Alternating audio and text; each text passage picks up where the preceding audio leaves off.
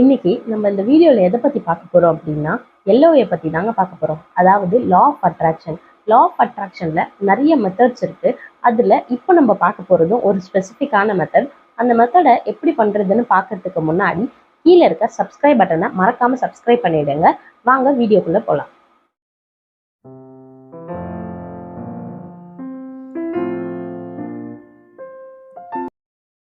Welcome to the video friends. நான் உங்க அமிர்தா. நீங்க பார்த்துட்டு இருக்கிறது அமிர்தா வில்சன் சேனல்.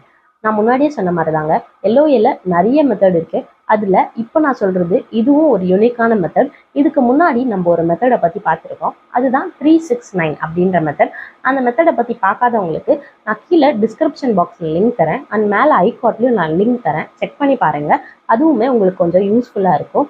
இப்போ நம்ம பார்க்க போற மெத்தட் என்னன்னா 333 மெத்தட்.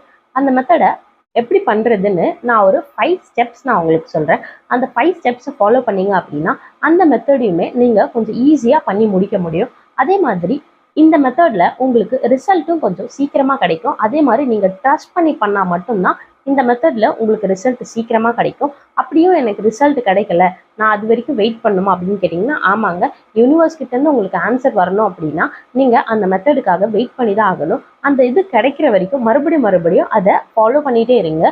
கொஞ்சம் கேப் விட்டு கூட ஃபாலோ பண்ணுங்க. பட் ஆனால் அதை கண்டினியூவா ஃபாலோ பண்ணிட்டே இருங்க. இப்போ நம்ம ஸ்டெப் 1 என்னன்றதை பார்த்துடலாம்.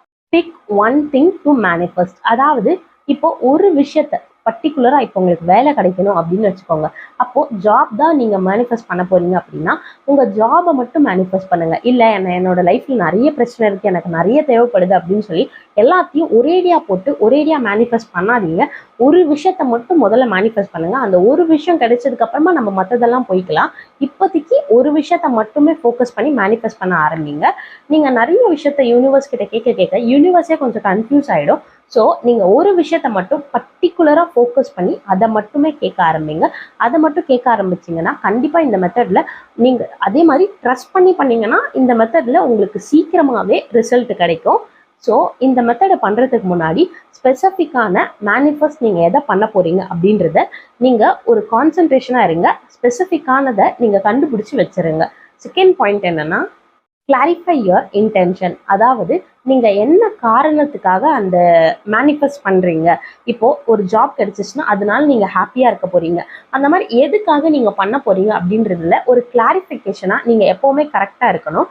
கிளாரிஃபிகேஷன் நீங்க கண்டுபிடிச்சா மட்டும்தான் நீங்க எதுக்காக பண்ண போறீங்க அப்படின்றதே உங்களுக்கு புரியும். ஸோ நீங்க என்ன மேனிஃபெஸ்ட் பண்ண போறீங்களோ அதனால உங்களுக்கு என்ன கிடைக்க போகுது, அது உங்களை எங்க கொண்டு போய் ரீச் பண்ண போகுது, அது உங்களோட கோலா என்னன்றதுல நீங்க இத்தனையிலுமே கிளாரிஃபையா பண்ணிட்டு வந்தா மட்டும்தான் அந்த மேனிஃபெஸ்ட் உங்களுக்கு கரெக்டான ஒரு ரிசல்ட்டை கொடுக்க முடியும். உங்களுக்கே நீங்க மேனிஃபெஸ்ட் பண்ண போறதுல ஒரு கிளாரிட்டி இல்லை அப்படின்னும் போது அது நீங்க என்னதான் மேனிஃபெஸ்ட் பண்ணாலுமே உங்க கைக்கு கிடைக்க போறது இல்லை. ஸோ நீங்க மேனிஃபெஸ்ட் பண்ணும்போது நீங்க ரொம்ப கிளாரிட்டியா இருங்க. கிளாரிட்டி ரொம்பவே முக்கியம். நீங்க கிளாரிட்டியா இருக்க உங்களுக்கு அந்த மேனிஃபெஸ்ட் ஆட்டோமேட்டிக்கா சீக்கிரமாவே நடக்க அது ரொம்பவே ஹெல்ப்ஃபுல்லா இருக்கும்.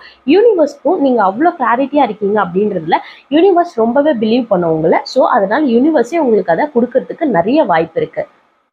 ஸ்டெப் 3 என்னன்னா, சூஸ் பாசிட்டிவ் அஃபர்மேஷன். அதாவது பாசிட்டிவா இருங்க. இது நான் நம்மளோட நிறைய வீடியோஸ்ல சொல்லியிருக்கேன் ஃப்ரெண்ட்ஸ். எப்பவுமே பாசிட்டிவா யூனிவர்ஸ் கிட்ட அப்ரோச் பண்ணுங்க. இது நடக்குமா அப்படின்னு கேட்காதீங்க. அது நடக்கும் அப்படின்ற மாதிரி, நடந்துருச்சு அப்படின்ற மாதிரி பிலீவ் பண்ணி யூனிவர்ஸ் கிட்ட பேசுங்க. நடக்குமா அப்படின்ற மாதிரி பேசாதீங்க. 1% கூட நீங்க யூனிவர்ஸ் மேல டவுட் பண்ணிட்டீங்க அப்படின்னா கண்டிப்பா அது உங்களுக்கு நடக்காது. ஸோ நீங்க நடந்துருச்சு அப்படின்ற மாதிரி நம்பி பேச ஆரம்பிங்க. அப்படி நம்ப பேச ஆரம்பிச்சிங்க அப்படின்னா அது கண்டிப்பாவே நடக்கும். டவுட் படாதீங்க, நீங்க ட்ரஸ்ட் பண்ணுங்க. அதே மாதிரி பாசிட்டிவான அஃபர்மேஷன்ஸை நீங்க உங்க நோட் புக்ல எழுத ஆரம்பிங்க. ஒரு நோட் எடுத்து அந்த நோட்ல பாசிட்டிவான அஃபர்மேஷன்ஸை மட்டும் டெய்லி எழுத ஆரம்பிங்க.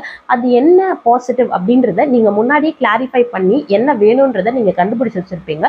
என்ன வேணும்ன்றதை நீங்க கண்டுபிடிச்சு வச்சிருந்தீங்களா, அதுக்கு ரிலேட் ஆகிற மாதிரி ஒரு அஃபர்மேஷன்ஸை கண்டுபிடிச்சு அந்த அஃபர்மேஷன்ஸை நீங்க எழுத ஆரம்பிங்க.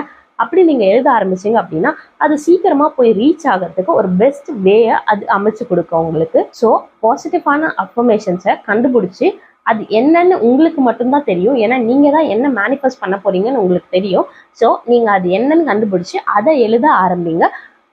4th ஸ்டெப் என்னன்னா, right the affirmation 33 times for 3 days. அதாவது இந்த அஃபர்மேஷன்ஸ்ல முக்கியமான ஸ்டெப்பே இதுதாங்க. நான் சொன்னேன்ல, சீக்கிரமா நடந்துரும், நீங்க நம்பி பண்ணீங்கன்னா சீக்கிரமா நடந்துரும். ஆமாங்க, நீங்க 3 days எழுதினாலே இந்த மெத்தட்ல நீங்க சீக்கிரமாவே ரிசல்ட்டை பார்க்க முடியும். ஸோ நீங்க எந்த அளவுக்கு நம்புறீங்களோ அந்த அளவுக்கு இது சீக்கிரமாவே உங்களுக்கு நடக்கும். நீங்க 33 டைம்ஸ் 3 days கண்டினியூஸா இதை எழுதிட்டு வந்தீங்க அப்படின்னா உங்களுக்கு எப்போ டைம் இருக்கோ அப்பெல்லாம் நீங்க எழுத ஆரம்பிங்க. ஆனா 33 டைம்ஸை வந்து நீங்க முடிச்சிடுங்க. என்னோட ஒரு ஆப்ஷன் என்னன்னு கேட்டீங்கன்னா, இதை பண்றதுக்கு முன்னாடி நீங்க ஒரு 17 செகண்ட்ஸ் வந்து அந்த அஃபர்மேஷன்ஸை உங்களுக்குள்ளேயே சொல்லிக்கிட்டே இருங்க. சொன்னீங்கன்னா அது உங்களுக்கு ஒரு பாசிட்டிவிட்டியை கிரியேட் பண்ணும். வேற ஒன்றும் இல்லை. அதுல ஒரு பாசிட்டிவிட்டியை கிரியேட் ஆனதுக்கு அப்புறமா நீங்க யாரோட டிஸ்டர்பும் இல்லாம ஒரு அமைதியான நிலையில இருந்து அதை எழுத ஆரம்பிங்க.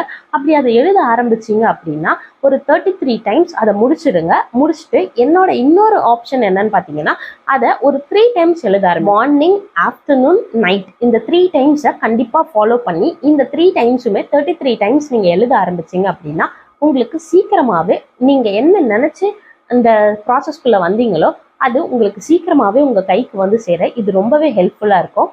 5th பாயிண்ட் என்னன்னா, B patient with your manifestation. இது நான் எல்லா வீடியோலையும் சொல்றது தாங்க.